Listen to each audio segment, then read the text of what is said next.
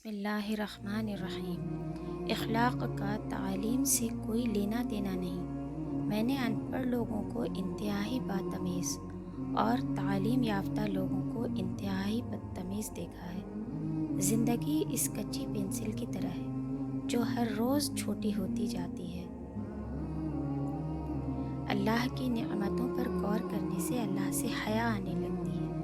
پھر انسان اس بات سے شرما جاتا ہے کہ اللہ ہی کی بخشی ہوئی نعمتوں کو اسی کی نافرمانی میں استعمال کیا جائے۔ جو عقل سلیم رکھتا ہے وہ خلوت اختیار کرتا ہے کیونکہ تنہائی میں قلب کی صفائی ہوتی ہے۔ انسان کا ماضی چاہے کتنی ہی گناہوں سے بھرا ہوا ہو، اس کا مستقبل ابھی بالکل پاک ہے، کیونکہ رب کریم بندے کی توبہ کو پسند فرماتا ہے۔ پھول اپنے ساتھ والے پھول کا مقابلہ کرنے کے بارے میں نہیں سوچتے، وہ صرف کھلتے ہیں۔ کسی کو کمزور اور حقیر نہ جانو، کیونکہ راستے کا چھوٹا سا پتھر بھی آپ کو منہ کے بل گرا سکتا ہے۔ دنیا میں سب سے مہنگی چیز بھروسہ ہے، جسے بنانے میں عمریں بیت جاتی ہیں اور گنوانے میں چند سیکنڈ لگتے ہیں۔ حضرت علی رضی اللہ عنہ نے فرمایا، زندگی جینے کے دو ہی راستے ہیں، بھول جاؤ انہیں جن کو معاف نہیں کر سکتے، اور معاف کر دو انہیں جن کو بھول نہیں سکتے۔